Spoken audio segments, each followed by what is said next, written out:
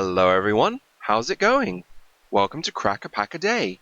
Every day, I'm going to open a booster pack of Magic the Gathering cards and evaluate the contents, choosing one of them to take as if I were taking part in a draft and this was pack 1, pick 1.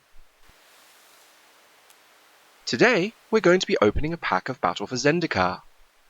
Right now, it's a little early to know whether it's a fast or slow format, so I'm going to evaluate these cards assuming that it's somewhere in the middle, and that both aggro and control decks are viable.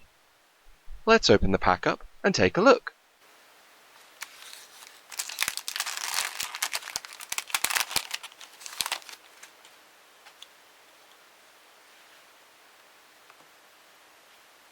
Our first card is Swell of Growth, an instant for 1 and a green. Target creature gets +2/+2 until end of turn, and you may put a land card from your hand onto the battlefield. As a combat trick, +2/+2 for 2 mana seems a little pricey. You'll probably play it, but you'd prefer it if it only cost a single mana. The second ability is interesting though.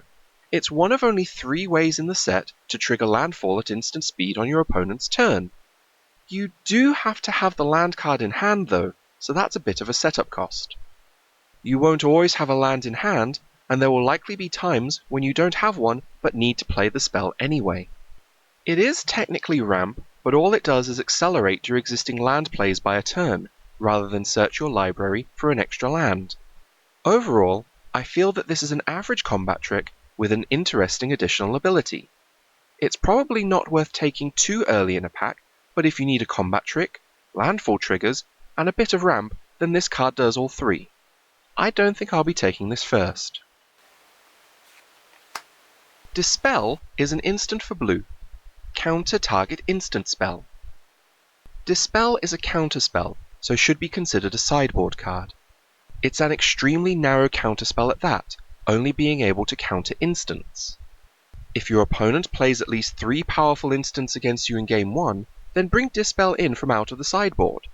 But it's just too focused to consider putting it in your main deck. As a sideboard card, I won't be considering Dispel at all. Khalass Nightwatch is a 4/5 vampire warrior ally for 4 and a black. Whenever you gain life, it gains flying until end of turn. A 4/5 for 5 isn't too bad, especially in black, which historically has tended to get weaker creatures. That's pretty much worth playing as is. The fact that it'll sometimes have flying makes it even better. Now, obviously that ability's power is based solely on how many life gain spells are in your deck. But as long as you have more than a couple, then I reckon you're going to be very happy. A flying 4/5 will end the game pretty quickly.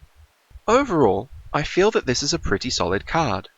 If the rest of the pack ends up being weak, then I wouldn't be terribly sad to have to take this first. Earthen Arms is a sorcery for 1 and a green. Put 2 +1/+1 counters on target permanent. It also has Awaken 4 for 6 and a green. Without Awaken, this is a pretty lackluster spell. It's very similar to an aura in that your opponent can 2-for-1 you pretty easily. 2 power and 2 toughness for 2 mana is okay, but that 2-for-1 potential is a drawback. With Awaken, you get a few more options. If you target the same land twice, then you're going to find yourself with a 6/6 for 7, which is okay, but not very exciting. You could split the bonuses up so that you're getting a 4/4 and a +2/+2 bonus to something else. Ultimately, Earthen Arms just isn't an exciting card, nor is it a bargain of any kind. It'll probably just be there to fill your deck up with late plays, depending on how your draft goes. I'm pretty sure I won't be picking this. Kitesale Scout is a 1/1 core scout for white. It has flying. As a 1/1 for 1, this card would need to have a good ability in order to be worth putting in your deck, but flying just isn't worth it. A 1/1 with flying just doesn't have enough of a board impact to consider playing. I think that Kitesale Scout is a bad card, and I won't be taking it. Belligerent Whiptail is a 4/2 worm for 3 and a red. It has a landfall ability that whenever a land enters the battlefield under your control, it gains first strike until end of turn. A 4/2 for 4 isn't a great deal. The landfall ability is pretty good, but as a 4-drop, you're probably not going to get too many chances to use it unless the game goes very long. Having landfall means that the card is better as an attacker rather than a blocker, though the 4 power is nice as it means it can probably trade up a bit. Overall, I think this is a card you're going to want to bulk your deck out with, but it doesn't have the power to make me want to consider picking it first. Dominator Drone is a 3/2 Eldrazi drone for 2 and a black. It has Devoid, Ingest, and, when it enters the battlefield, if you control another colorless creature, then each opponent loses 2 life. A 3/2 for 3 is an okay body. 3 power for 3 mana is good, but the toughness means that sometimes it'll get stymied by 2-drops. It doesn't have any kind of evasion, so the Ingest isn't as useful here as it is on other creatures, but this card can still probably play a role in a process deck. And you're certainly going to want to have other colorless creatures, as you can hit your opponent for 2 damage straight off the bat if you have one in play. Overall, I can't really say anything too bad about this card, but, on the other hand, I can't really say anything great either. It's pretty solid, but I don't think I'll be taking it first. Valakut Predator is a 2/2 elemental for 2 and a red. It has a landfall ability, so whenever a land enters the battlefield under your control, then it gets +2/+2 until end of turn. Whilst a 2/2 for 3 isn't too good, a 4/4 for 3 is a pretty efficient card. Thus, I reckon that Valakut Predator does best in an aggressive deck, especially one that can close out the game early whilst you're still hitting your land drops every turn. As the game goes on, and you're not hitting your land drops every turn, this card's power level decreases. As a blocker, it's not too good. You don't particularly want to be playing a 2/2 for 3 if you can help it. Overall, it's a relatively good early drop, but not so great later in the game. I can't really see myself taking this card first here. Sheer Drop is a sorcery for 2 and a white. Destroy target tapped creature. It has Awaken 3 for 5 and a white. This seems like a reasonable removal card within the limitations that it sets. You're going to have had to have weathered an attack by the target, but after that, it's fair game. Watch out for cards with Vigilance, though. The Awaken ability gives it some extra usefulness later in the game, too. Getting a 3/3 on top of destroying a creature can be a nice way to bring the board state back in your favour if you've taken a bit of a beating. Bear in mind that you must have a target to cast the spell, even for the Awaken cost. If all of your opponent's creatures are untapped, then you're just not going to be able to cast this spell, unless you want to 2-for-1 yourself. Overall, this seems like good conditional removal with a nice late game bonus. Depending on how the rest of the pack goes, it might be my pick. Heatran Blade is an artifact equipment for 1 with an equip cost of 2. The equipped creature gets +1/+1 and, whenever the equipped creature gets blocked by 1 or more colorless creatures, then it gains Death Touch until end of turn. Heatran Blade is a cheap equipment with a relatively cheap equip cost. But you don't really get a lot for your mana.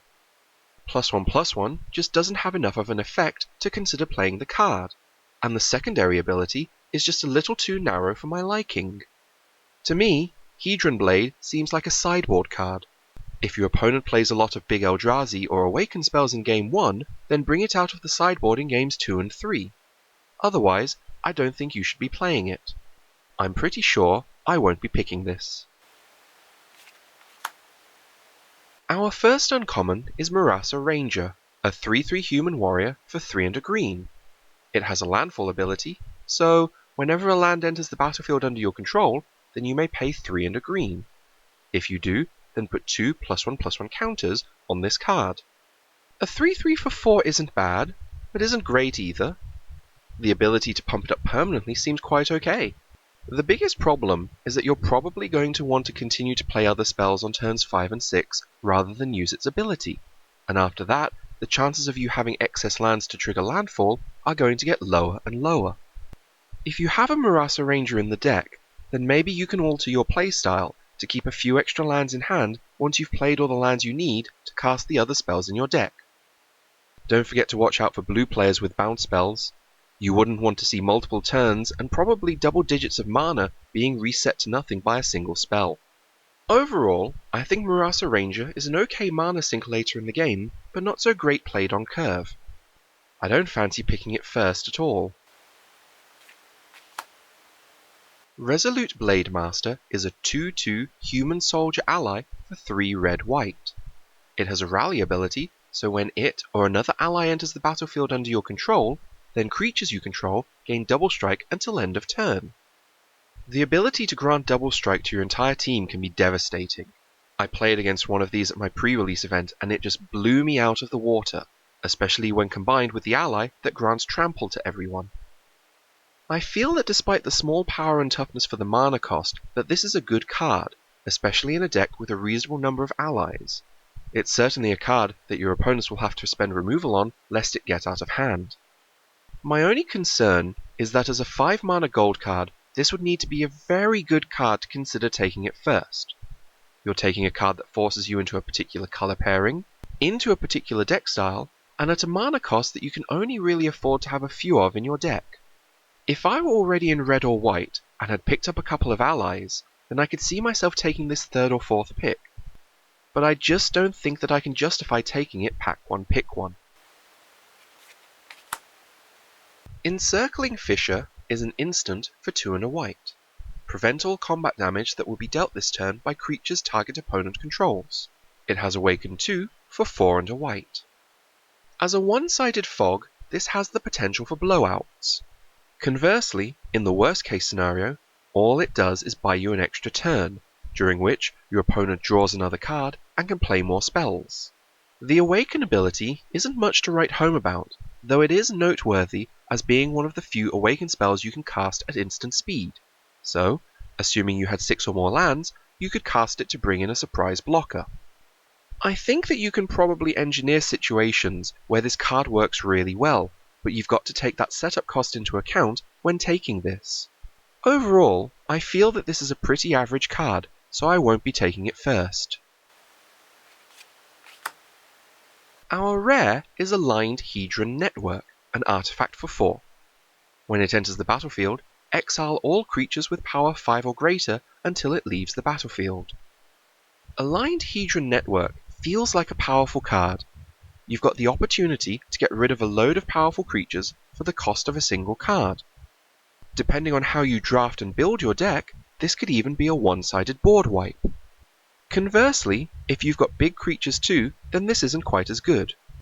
Also, as an artifact, it's vulnerable to being destroyed, especially in games 2 and 3. And, if your opponent only has small creatures, then they're not going to be affected by it. Overall, I think that the power of this card is high enough that it's worth considering taking it first, especially as it means that you can focus your draft towards taking creatures with a lower power but with higher synergies to make up for that.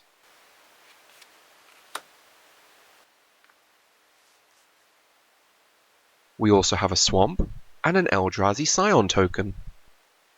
Why don't we take a quick look at all the cards in our pack?